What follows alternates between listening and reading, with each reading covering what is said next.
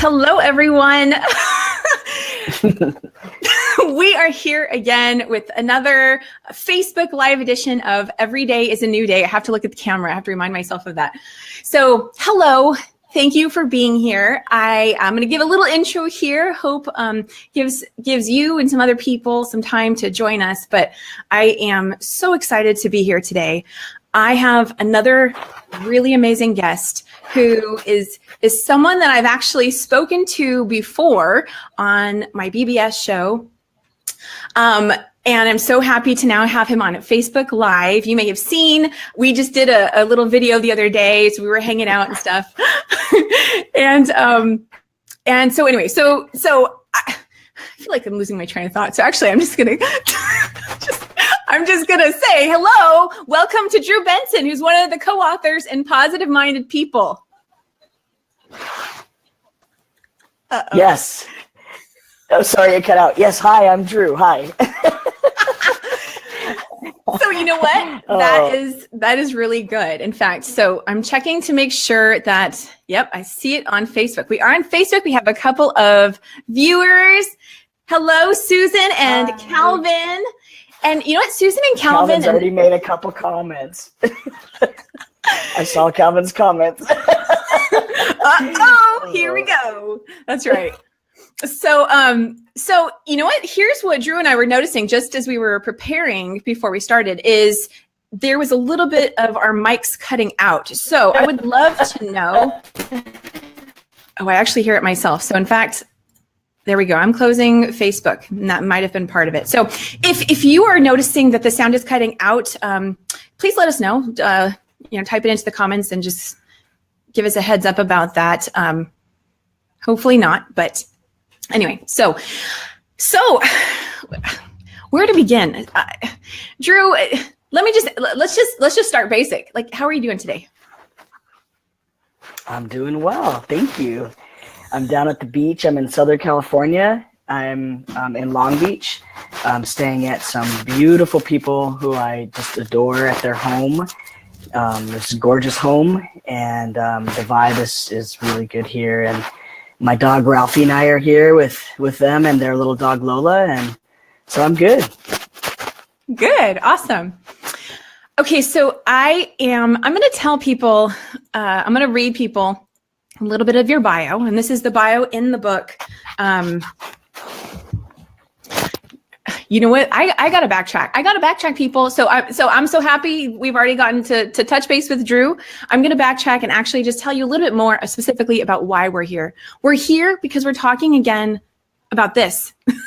We're here because we're talking about this. Positive-minded people, inspiring stories of overcoming adversity for living a more positive life.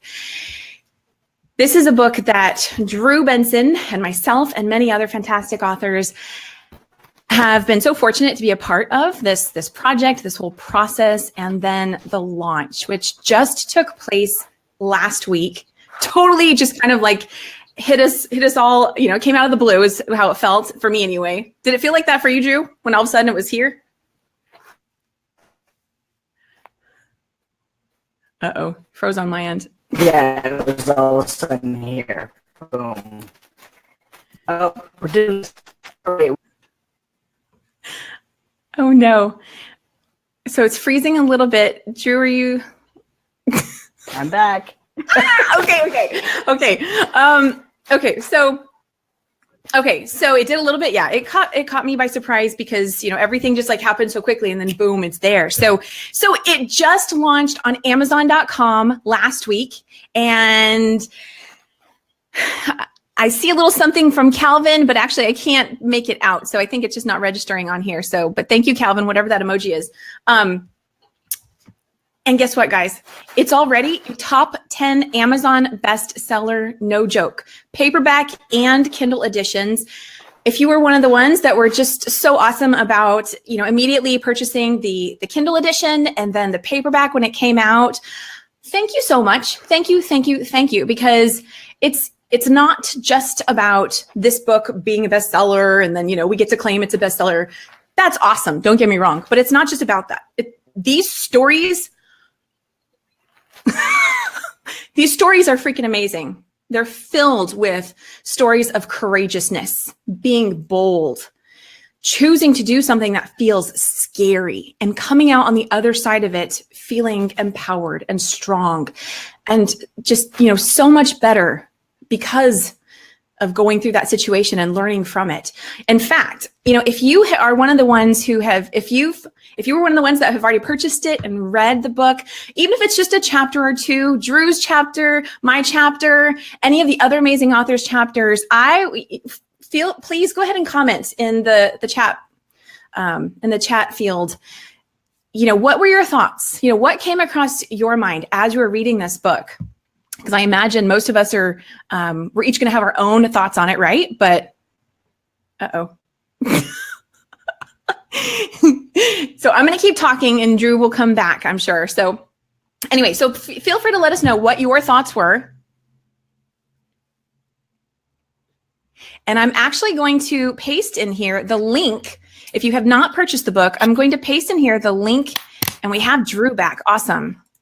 And let's see here. Where is my comment box? Right. Well, that's not quite it. Calvin said, bye, Drew. See you, Calvin. I'm back. Okay, here's where you can purchase the book. I just posted that. So it should hopefully show up soon. And so, Drew, how is the quality sounding now?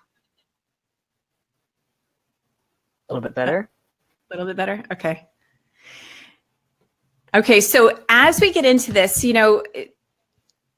there's so much I love about Drew's story. Definitely a lot of courageousness and, choosing to do his own thing. But here's what I want to say first. Before I ask Drew anything, I just want everyone to know that it is perfectly fine if I ask something that is too personal, too sensitive, whatever, it's completely fine if Drew chooses not to answer the question or whatever. And that goes for any guest and every guest. But in case, we come upon a question like that, I want you to know that it's okay with me too. It's totally fine because we have that right to, say what we want when we want. So, Drew, how's the connection now? It looks like it might have frozen again. I can hear you. You can? Okay, I heard that. Yeah. Okay, so Drew, let's start off with, what made you want to be part of this book? Well, that's a funny story. So we won't get into the whole reason of all the serendipity of how I got asked to be in the book, which was part of just somehow randomly meeting him and through this other positive thing. But why I decided to write the book is I've been following my intuition. So I was listening to my intuition. I was listening to my gut and my inner voice, and the opportunity came up and said, hey, there's this opportunity to write a book, to invest in this and be one of the authors. And I said yes, even though I was scared. Never wrote a book before. My grammar sucks. My spelling is, also creative. And I just said, you know what? And no comments from you, Calvin, on that one. And I just said, let's do this. And it's remarkable. Awesome. And just so you guys know, it kind of froze on my end, so I can hear you, but I can't see like any of the comments, and things are freezing. Well, Drew, will you give us a summary of what your story is about? Okay, so my story is basically about, so I'm transgender. I was born female at birth, and now I am male. My story is about that journey and what it took to get there. My childhood, the feelings I had as a kid. It's basically, most of the story is about my dad and my relationship with him, and now where we are. And it was about how I approached the transition part in a positive way and how it changed my life. Everything changed when I changed my perspective. What's the overall message? I mean, we're just going to start broad and then we can get into some of the details, but what's the overall message you hope readers take away from reading your chapter? There's a couple things. One is I made a contract with the universe to step into my bigger life. My sister's here. Woohoo, Tammy! Hi, Tammy. With the universe to step into my bigger life. And so I think that's an example. But the reason why I did that, there's lots of reasons, but because I knew I needed to. And also because just by being me and by being brave, I'm hoping that people who maybe are struggling with hardship, maybe it might give them a little bit of courage or a little bit of support. The book itself, anytime this for me is, of course, healing. Now I feel, it was really, really hard to dig in there and do it, but I feel so much better and healed from that. And I hope that if folks read it, it's not just about being transgender. In fact, that's just one thing. Like, it's about perspective, because perspective. Perspective. I could be sitting here right now saying like, oh, poor me, or it's so hard. I have privilege, and I there are people who are having a hard time, and I understand that, and I'm not diminishing that. But my perspective was I could either be mad about this or not mad, and so I decided to not be mad. And I hope that when folks read this book and my part of the book, it gives them some strength, some support, and hopefully it can give them hope that there is a chance that this thing, whatever that thing is for you, that it can turn into something something good. If you take a chance on that bigger life. Yeah, and that really resonated for me too through the story. For you, the context is, has to do with gender and your dad, but there was a lot in your story that, that I could relate to, and I think a lot of people could relate to. Do you mind if I quote some things from your chapter? Go ahead. Because on that note, sorry. So everyone, just please bear with us today. Things are feeling a little like kind of disjointed, and it looks like they are. It's about doing this in a positive way. So this is a little bit of a struggle right here, but let's just take Totally. Take it easy with it, right? Yes, that was really good, Drew. That was good. So one of the things you talked about is, because family plays into yours, and the emotions that, came up with that. So one thing I really liked in your book when I read it is you said, I also learned one of the most valuable lessons during those early days. I can be mad about everything, or I could just not be mad. I could choose to handle this in a different way. What was that like for you? Because I think a lot of people, it's like when you're riled up, you talk about an experience of feeling intense rage in your story. How did you get to that place where you were able to decide, what, I can choose a different emotion? Good question. So I had been going to therapy for quite some time at this point. So I have what I call a Nancy, because her name is Nancy, who helped me understand that I could actually handle a situation in different ways. Like the fact that, Drew, you can count to 5 before you respond to someone. I had no idea. Drew, you can breathe between reacting. So it started there. And then once I learned those tricks from the rage, you learning those tricks. And it wasn't all the time. It just, the rage could spark. Then I got to the point where, here I am stepping into this life, this big, huge this big, scary thing. And I can be mad the whole time, or I could just choose to not be. And somebody said that to me, and it just all of a sudden it just clicked, and it was like, I could not be mad, really? And I'm an innate salesperson. I'm an innate I can I don't want, how do I say this, convince people of things. I always try to use that power for good. But it was like, well, why don't I just use this thing, this charisma, if you will. I don't want to say that about myself. It's kind of weird to say about yourself. No, okay, you are. I'll say it. Drew's very charismatic. and just use it for good, and just like, instead of being, no, not to be crude, but an ass, and like march around angry, because no one's going to listen to you when you're angry like that, really. Yeah. And so I just decided, well, let's try this, and I started getting a good reaction from it. So I thought, well, let's keep doing this. And it was, my whole life changed by doing that. Now, every moment, do I keep it cool? No. But it got better and better and better, and I got better at it. There were simple tricks. There were little actual things you can do to just treat the situation different. And it started with my perspective. That's really good insight. That's great. You talk about in your book, you start off your chapter where you talk about having a label that you didn't enjoy hearing, and that was tomboy.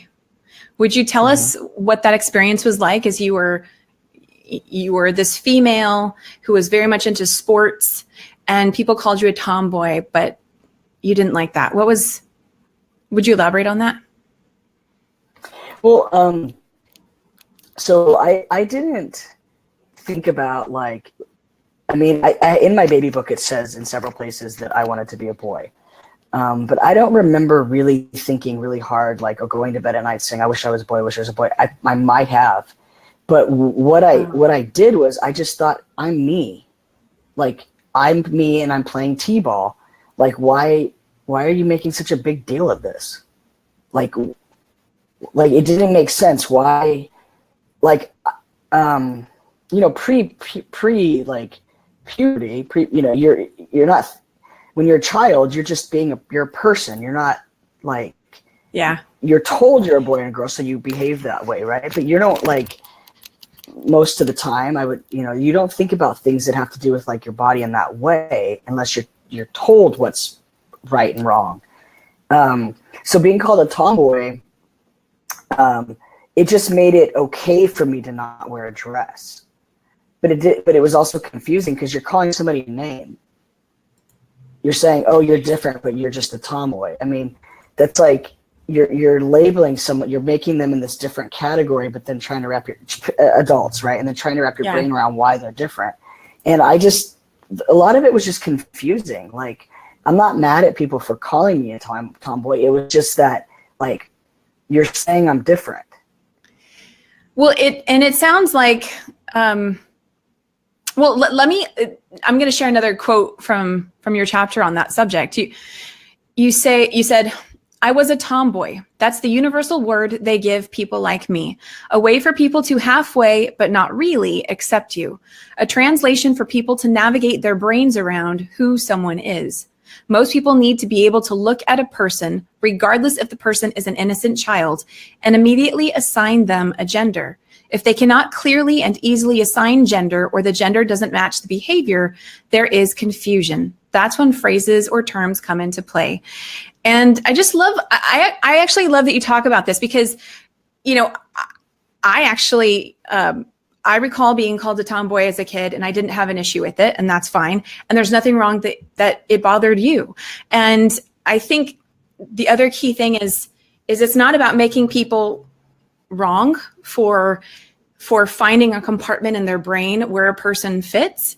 But I think it's really good that you talk about that, because it's a way to help people consider that something like that, it's putting someone in a box, and maybe just start to help them just consider other perspectives of looking at children, looking at, gender. And so I love that you mentioned that in your chapter.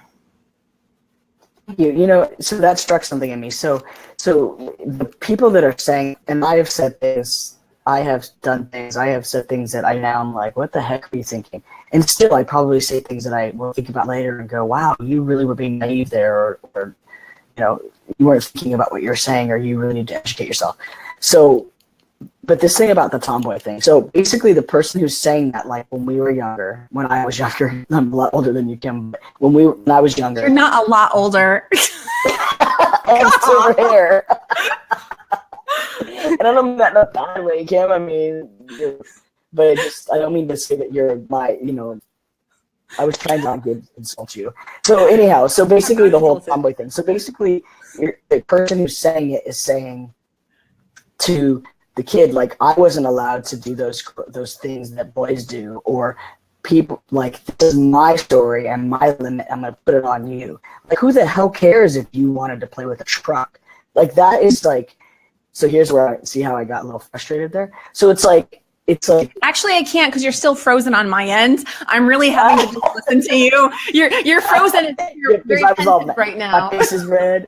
I'm just kidding. So basically, it's like, who made the rules that said that, you know, that you don't get to be good at math, or that you can't play with a fire truck, or that you, like, this has nothing to do with even being transgender. This just has to do with putting roles on kids and saying you have to wear pink. I mean, we don't need to go off on that tangent, but, like, basically, like, who the heck cares if you want to play with a truck? Does that make, like, I remember when some of my family members were younger and the boys were going to play with a doll and somebody made fun of them, and I was like, don't you dare. Who the hell cares if that person wants to play with the doll? And does that make you, like, it's interesting to be there, and being the kid that was different. It wasn't like my life was hard. It wasn't hard. I just realized you're different, and so you should probably be careful. So,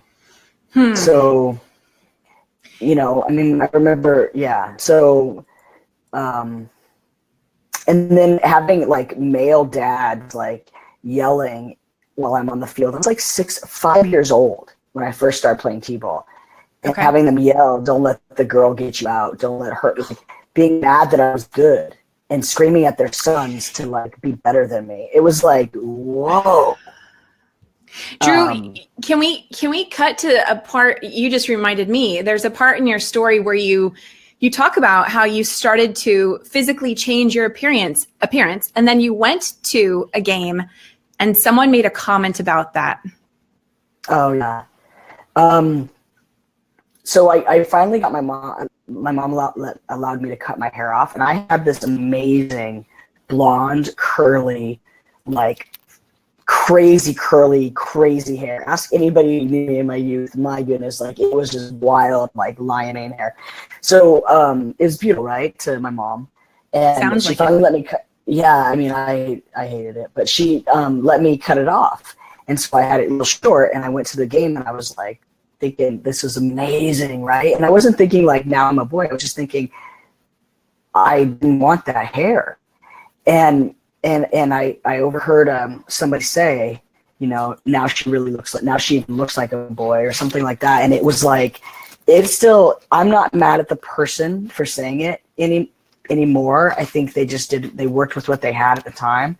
Yeah. But I wanted to say that in the book because I want people to realize, even those little comments you think are no big deal, and you think the kid can't hear you, or the person, or the adult, or the homeless person, or whoever it is, like, it stings. You know, like, yeah. I think even if words aren't spoken, people can feel that energy. Like, if you know what I mean, if you're exuding, like, this inner, oh my gosh, you know, for someone in your physical space, even beyond your physical space, but we don't need to go there. But, like, people can pick up on that. People, they may not say anything, but I just want to throw that in there because just as an extra tidbit, you know, we might think that we're not saying anything, and I don't know, I don't know. Do you have any added thoughts on that, Drew? Well, yeah, I mean, really, if you think about it, what does anybody care if somebody cut their hair off? Like, who cares? Like, what do I care if you cut your hair? It has nothing to do with me. But it's not fitting in the rules. And for folks that either are rule followers or have, like, sacrificed, I'm putting up my quotes, sacrificed their life to, like, follow the rules, and then they see somebody else who's just living all, you know, bought a Winnebago and is traveling around and going to the beaches and living this crazy awesome life, and they might be mad about it because they didn't get to do it. It's like taking it out on somebody else because you're trapped. Like, somebody who's free, or, you know, when people act that way, they're not telling my story, they're telling theirs, right? Yes. But as a kid, yeah, I was a little kid, you know, like I was a little kid.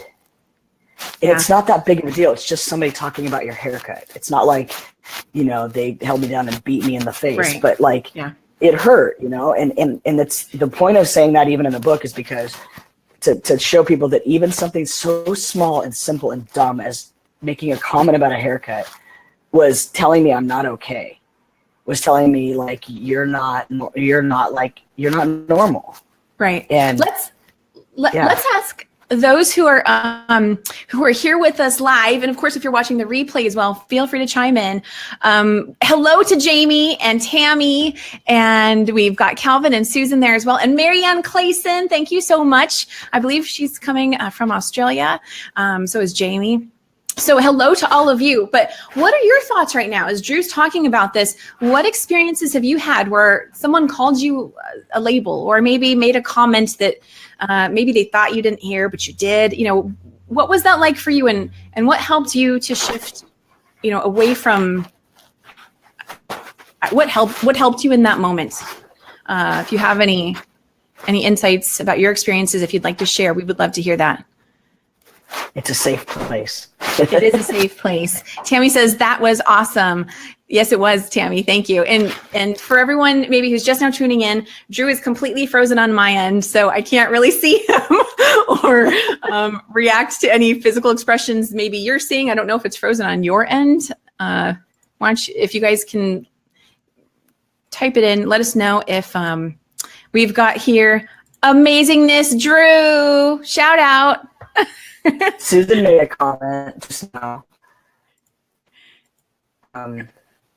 Did you see it, Kim? I have this little box I'm scrolling through. I'm not sure which. Let me see here. Susan made a comment that people make comments to her, even as adults, yeah. So I mean, it happens all the time, right? Here we go. I'm starting to see some of them, I think. Yeah. And Jamie says, you look like Albert Einstein.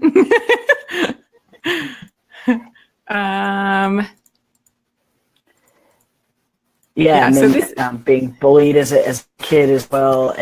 Somebody else said, you know, it's like, that hurts there, right? Like, we felt that. So what are we doing with it now, right, Kim? Like that's part of what this book is I think every single person, that author in the book, has been through something, and something that really shook us, right? And so, but how are we moving forward with it? And I'm not telling every transgender person's story at all, and I am only speaking from my own story, and that should be very clear to everyone. But it's where I made that switch and decided to handle this and behave and have the perspective of doing this in a different way, reacting to life in a different way. And I think that is what has changed for me. It doesn't mean that things don't still happen. They do. Mm-hmm. That bothers me. My sister said somebody bullied her as a kid. Ugh. I don't like that. She wrote a comment just now. I don't like that either. That makes me upset. But I mean, it is about that perspective, right? Yeah, it is. Let's see here. You also touch on in your chapter, so one of the things that I think is just really fascinating in the different times that I've, been spoken to you over this past year is you have just some really great insights into what it was like to experience living as a female. And then now what it's like to experience living as a male. And, that's not something everyone can really say, even if they might be able to, understand to some degree. Are there any insights that really stand out for you that you think would be really beneficial for everyone watching to hear? Oh my gosh. First of all, this is all my opinion and my experience, right? My experience, my opinion. Yes. You are treated different as male. You are treated different as female in society, 100%. I've seen and felt all of that. I'm white. I don't know if everybody that can see me on the screen, but I'm Caucasian. So I was Caucasian female, and then green eyes, blonde hair, and then at 21 I came out and over time became more and more butch, which means more and more like masculine acting and feeling, dressing. Okay. And was treated totally different. I find that to be the hardest life I've experienced so far. That was really, really, really, there's a lot of reallys in there, but that was tough as far as like the interaction with folks and being stared all the time and all that. And then now being white male, it's like I've experienced so many differences and changes that it's like I can't deny it. I mean, it is anybody that says there's not white privilege, I can argue that, and also white male privilege, because I have just walked into white male privilege and I feel it and see it, and I'm affected by it every single day. Tammy says, "Bring it on, Drew." I love my sister. Like I bought a big item from this company, and I had the owner say, without realizing anything about me, say, "Oh no, I'm going to get that financed because I don't usually do it for women, but I always make it handled for the men." And I was just sitting there like on the phone, like I didn't even know what to say back to him because I was so shocked that he just openly said it and thought it and did it. And there's subtle things that happen all the time. And, I instantly lost the fear of walking by myself alone because no one cares. But as a female walking alone, even as a bush female walking alone, my instinct said, be careful because it's dangerous. And not every single place and every single, time and everywhere, but most of the time it could be possibly turn into something dangerous. And now it's not even, no one cares because I'm not, I could talk about that for a long time, but there's so much insight that's happened between, and then having different hormones, having had the even though I felt male, having the female hormones, like, and then having now testosterone, it's like, oh my gosh, it's so crazy the differences. I would love to ask you to the degree that you're comfortable, but what was that experience like taking, new hormones in and just going through that transitional period? Some of it's a blur, but I can tell you when I first started taking it, it felt like almost as if warm water was poured over me. I felt like, like it's right. I feel right. I feel like I'm no longer feeling turmoil, almost calm. People say, you'll get roid rage. And I just felt calm and good. Now, I'm going to tell you something that Marianne, I love freckles, especially on people's faces. So I love your freckles. I just saw her comment.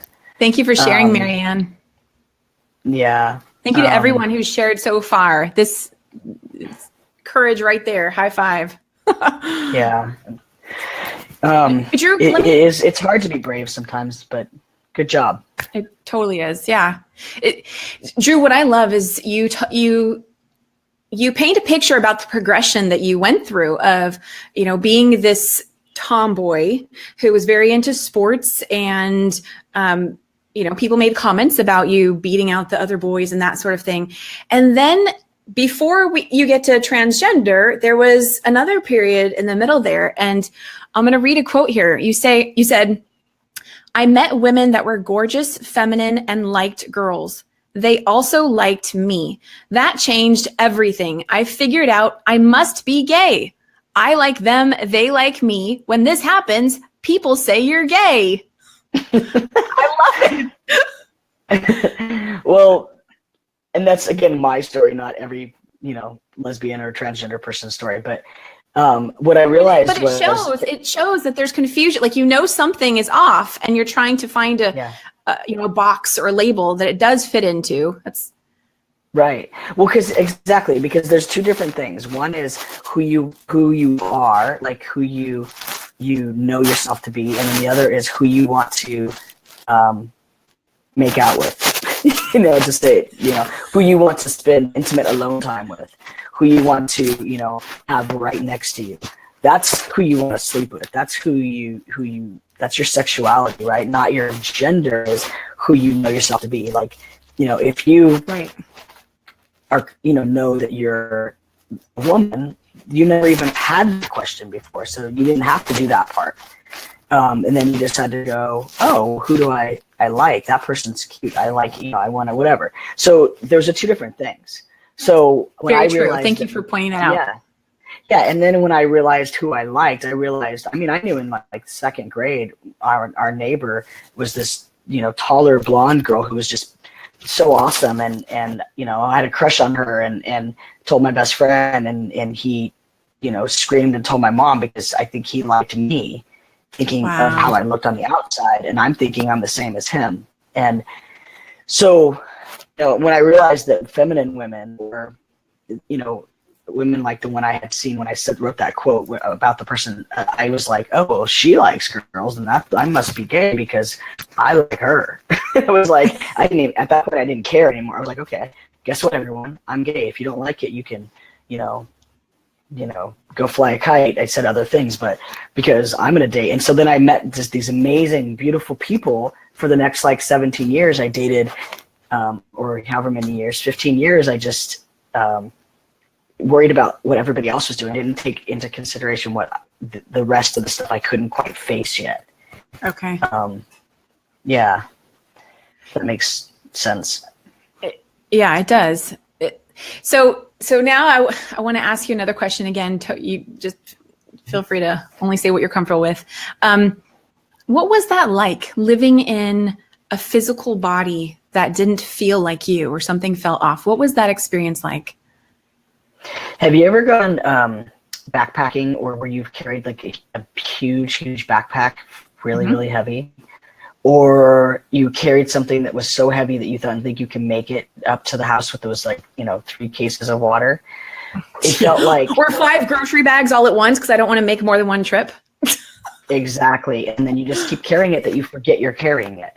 And you forget, you just keep walking and it gets heavier and heavier and heavier as you keep going and going and going, and your patience is low and you're tired and you're just so tired and you don't know why you're tired, and then you just one day or you don't. But for me, I decided to set down that bag, set down those, I call it that bag of rocks or whatever. Like after I had top surgery, like I felt like everything was right in the world. I mean, I was like, I had no idea I was carrying all the weight of that emotional hardship, of that hurt for so long, that when I set it down, I was like, I almost felt like I could fly. I was like, whoa, I had no idea I had been carrying that around. Obviously, it is physical weight as well because I remove things from my body, but it was actually like emotional weight that just like a sponge soaked me up and just was taking everything from me, and I couldn't do it anymore. And by setting that down, it really gave me a future. I don't know Wow. It gave you a future. Yeah, I thought about my future. Okay. Wow. Okay. This next question might be a little too deep or philosophical, but when you think about it, and I don't know, I'm just saying because it popped in my head and I'm like, wait a second, that could be a can of worms opener. But I'm going to ask you anyway. What are your thoughts on why?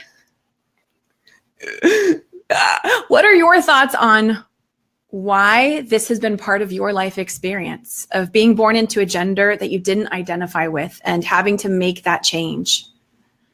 Oh, okay. So here's the thing. Too deep. Yeah. Deep talks with Drew. I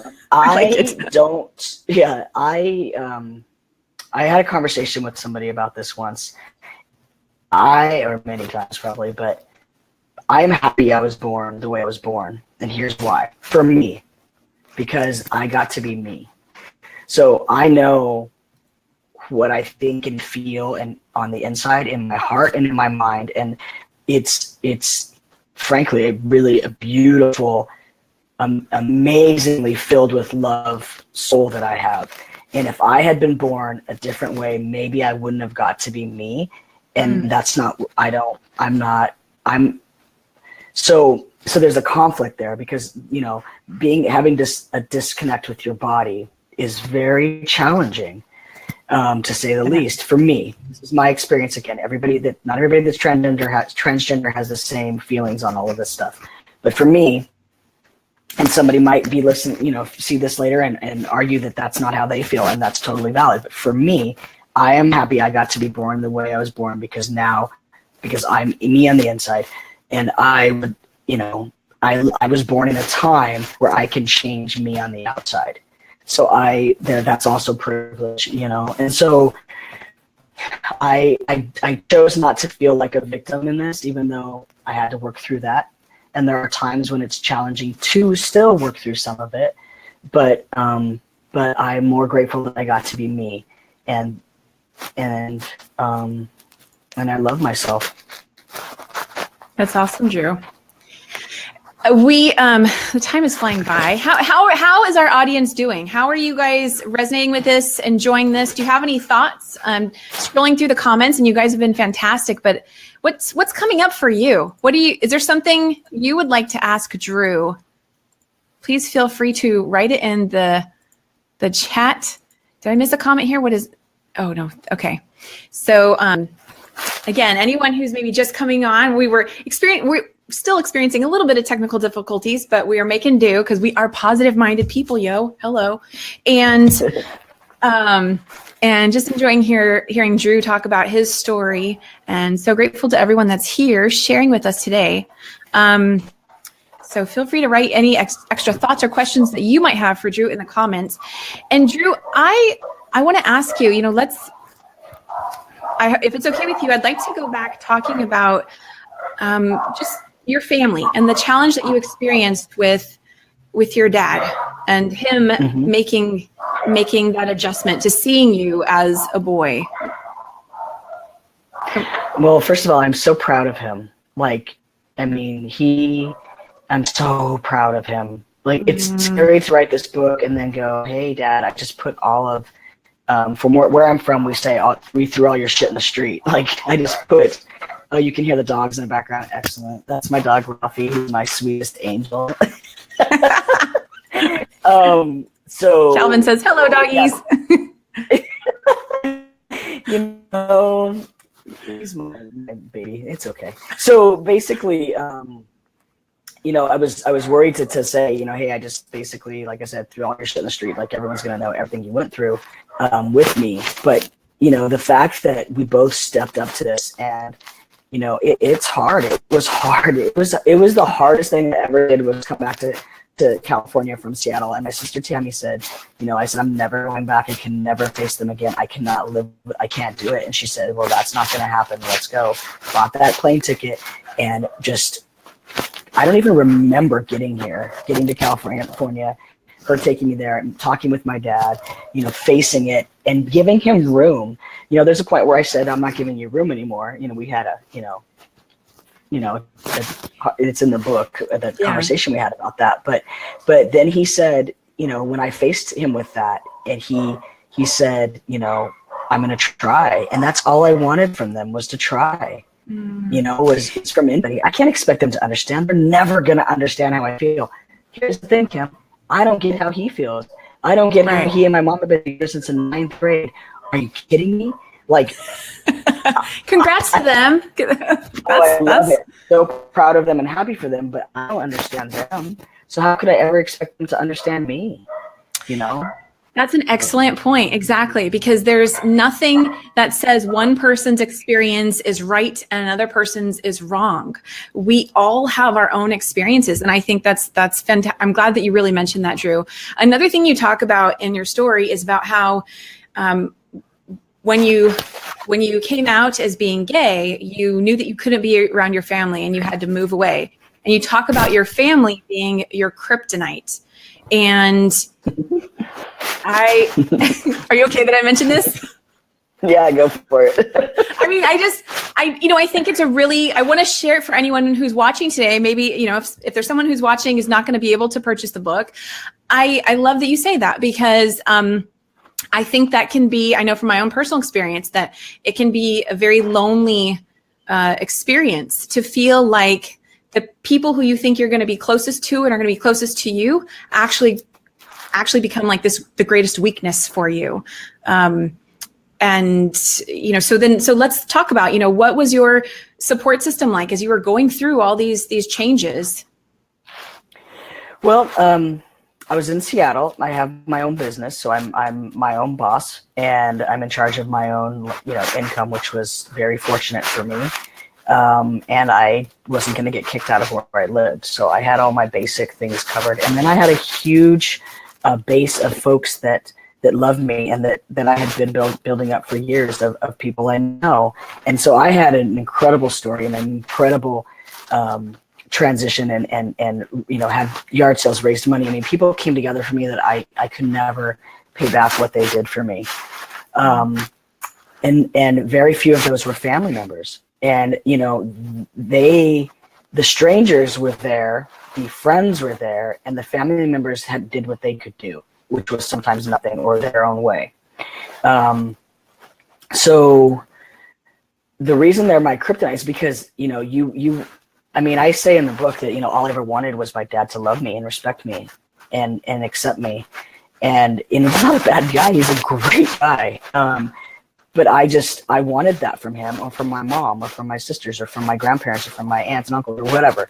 And sometimes, we don't get what we want from our family, who are supposed to be the people who love us the most.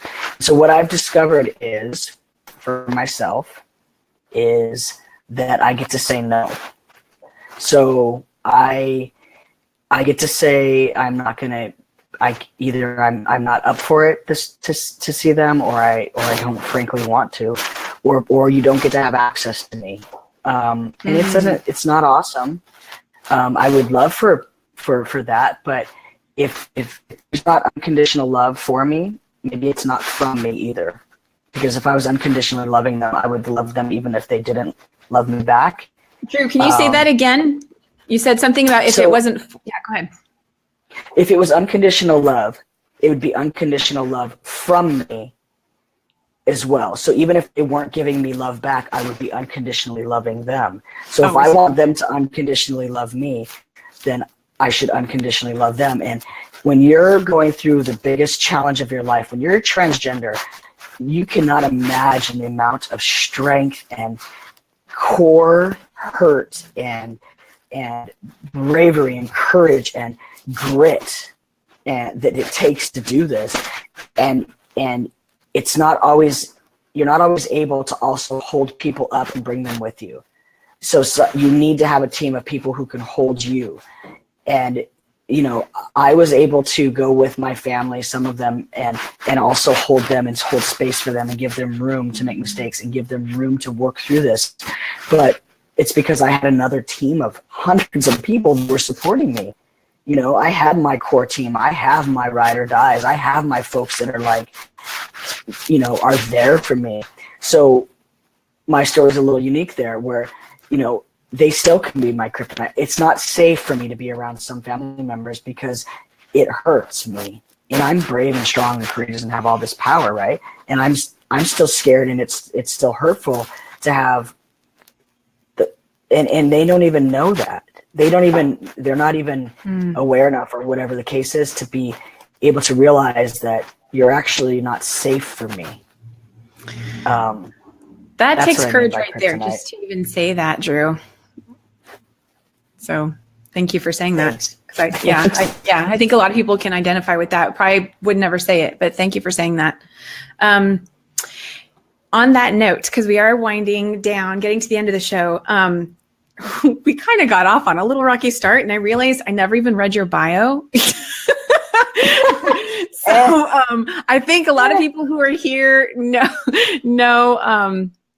who you are. You are a full-time RVer. You are an entrepreneur. You're a speaker. And I'm really just going off the cuff right now because I wanted to ask you a different question. But I just acknowledged that I actually didn't mention his bio, so I'll probably paste it in the comments later. But let me ask you, Drew, because I absolutely see in you how amazing, courageous you are. You just exude this confidence.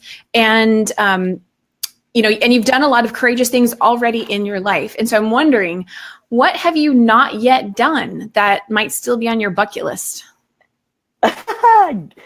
Wow. Okay. So I know we're going a different direction now. Well, I really, I really want to do more public speaking. I want to do more of that type of thing, going out and just being present. But where I'm at right now is that I know that I'm doing my sole purpose. I know that I'm on track for what my bigger life is, and I'm just going to keep being brave enough to step into it. What did you see as your purpose before you transitioned? Did you have any thoughts about purpose? I had no purpose. No purpose. Okay. I didn't think about my future. It's not that I was like, I don't think about my future, but I just didn't think about my future. I couldn't think past. I was just trying to carry those bags around, carry those rocks, carry those backpacks, carry everything, all that hurt around.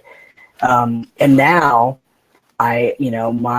what's going to be my next biggest challenge? Well, it's going to be keep stepping into this and being brave. I mean, I just made a contract with the universe internally, basically, that said I'm going to step into my bigger life, into the world, and come out to the world. I'm going to come out to strangers who have no idea who I am, who don't already like me, and could possibly hurt me. Transgender people are killed quite often. They're harassed, they're bullied, they're all these things. Like I potentially am putting myself in that position to come out to these strangers that could hate me or hurt me. But you know what? I want to do it anyway because I know that I have this bigger purpose to come out to the world, to do this bigger thing, to step into my bigger life. And I'll tell you, it's scary at times, but I know it's right. And I know it's right for me. So my next step is to continue this path. Awesome. I think I've heard you talk about and feel free to rephrase it, but like loaning out your courage to someone else if they need it, or borrowing someone's courage or from you. Oh, yeah. Right? So when I was like trying to figure this out, right, not the transgender thing, but like about 3 years ago, I was trying to figure out what I was doing, like where I'm at. It's not working. Like my career, my company, all this stuff isn't working. And my mentor said to me, I know you can do this. Money was low. I was just like, I'm in the depths of despair. And she said, borrow my faith in you. And so borrow my faith in you. I believe in you 100%. So Kim, I believe in you. I know you got this. And if you don't, borrow my faith in you. And it is magic to hear somebody say that, because you're like, but do you trust me? I'm like, yes, I trust you. Then borrow my faith. And it's like, well, okay. And it works. I've borrowed many people's faith. I believe it. I love that concept. And I wanted to touch on that because if there's anyone here watching right now who maybe you're in that space of recognizing that you feel a different gender than you were born, or maybe it's a sexuality thing and there might be some hesitancy to share that with your family or people, loved ones around you.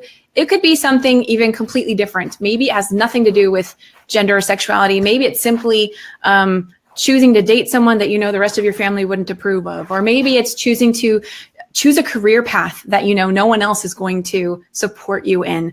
Whatever it is, I think what Drew was sharing right there about borrowing courage, that is something that you can do for any situation. And I don't even think you necessarily need a person to say, yes, you can borrow mine, right? Like just find someone whose courage you really maybe admire or whatever, and try to step into some of that because that can be a source of support. Susan says, borrow my faith in you. Yes, love that. Mm-hmm. Yeah. Absolutely. And also for somebody who's in a situation like this, Kim, I think it's very important to get support, and it's very important and you don't always find it from the place you want it. So whether it's paying for the support because of therapy or something like that, or support groups, but definitely getting support so that that you have people and things to lean on I think it's very important, and by no means would I ever tell somebody else they should come out, or they should come out to do, they have to do it in their own way, in their own time, and that's the key. Is I did it my own way, my own time, and for whoever would be, possibly listening to this, you have to do it your way in your time, and that's the only right way. I mean, I was 35 years old. That's you can be any age. It doesn't have to be, I know it now, so I have to do it now. You have to do it your way, and the right way for you. That's fantastic, Drew. Or never. What was that? Or never. Some people may never want to, and that's okay too. Like you have to do what's right for you. And this is what was right for me. I agree with that completely. So. Are there any? What was that? Sorry. That's just my 2 cents on that. Yeah. No, it's fantastic. It's are there any what thoughts or recommendations might you have for someone who's looking for that support though, and they don't know where to look? Anything? There's tons of places. So like if it's something where it's very drastic, and of course if it's something where you don't feel you can stay, or there's a life-threatening situation, there are suicide lines and things like that you should absolutely reach out for friends, for folks, for reach out. There are places to reach out. Now, as far as for transitioning and things like that, the first thing I did was I found a therapist, and I found through my insurance, I got some free therapy, and then I just reached out and found a place to get therapy where I could afford it, and that really helped me. And then I found people who I knew would support me. So that was the first, not the ones who I didn't think would, because that would have been hard. It was the ones who I knew would. So that's another way that you can do it. There's also centers like LGBTQ centers. There's LGBTQ support. There's tons of things like that you can reach out for. I mean, the internet is you can just Google things like that. I don't have exact. I'm sorry I didn't prepare. We could probably put in the comments, but I didn't prepare to give out that information right here. But you should definitely reach out if you're feeling troubled or feeling like you can't do it, because if I can do it and I can pull myself up, so can you. Yeah, no, that's fantastic. I know I totally, I sprung that on you. I didn't know if you might have anything off the top of your head, and those are fantastic, great resources to share. Okay. So Drew, as we come to our final minutes, my goodness, this whole thing got all disheveled. I feel like some of you who are watching today, you might be recognizing Drew and not knowing where or why you recognize him. And it might be because, what was it, a couple months ago or so, Drew and I decided to do the 5-minute positivity challenge. Yes. And I hear a siren outside over here, by the way.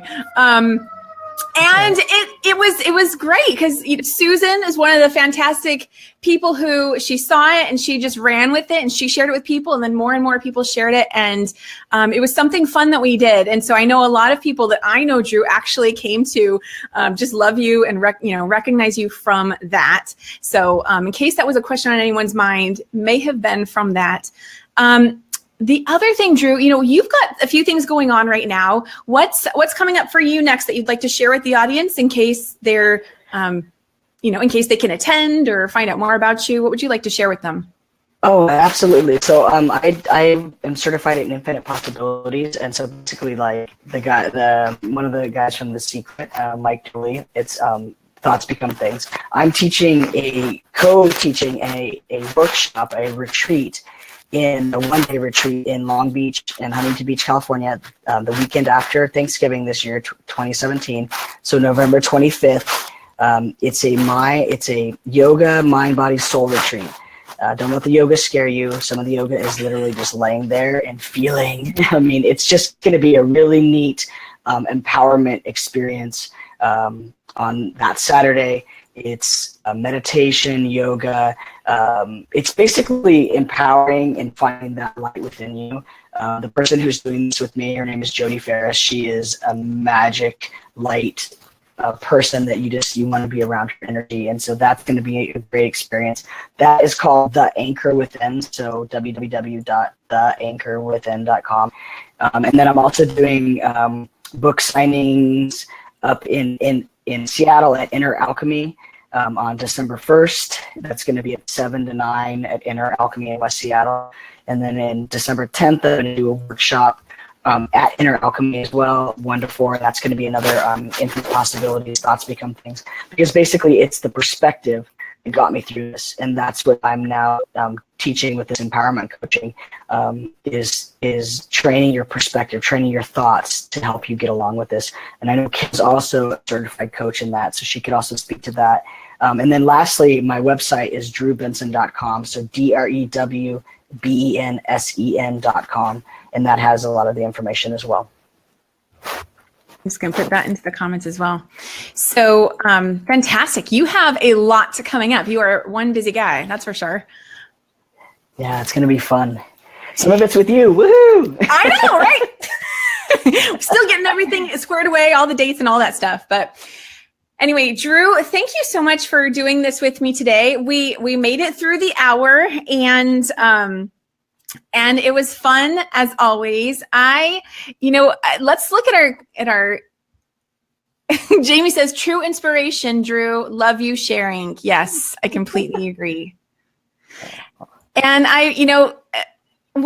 everyone else, what were your thoughts? Do you have any comments for Drew or any final words before we end this? Feel free to go ahead and put that in the comments. But Drew, I would just like to say, thank you for being here today, taking time out of your day to talk with me again. I got to be honest, this is our second time doing a 1-hour interview. And I was like, oh, I've already asked him a bunch of stuff. Now I got to ask him like some other stuff. I hope I can do that. And anyway, it's all, I think it turned out well. And so I appreciate you being here. Thank you so much. I had a lot of fun, and we always just can talk for hours. So I would love to do any other time you want to do another show. I'm happy to do that. And thank you so much, Kim, for being such a wonderful person in a safe place. Absolutely. Absolutely. I won't elaborate on that, but you're welcome.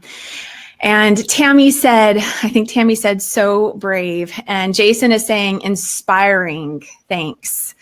I totally second that. So we're going to go ahead and end here. Thank you for being with us live today.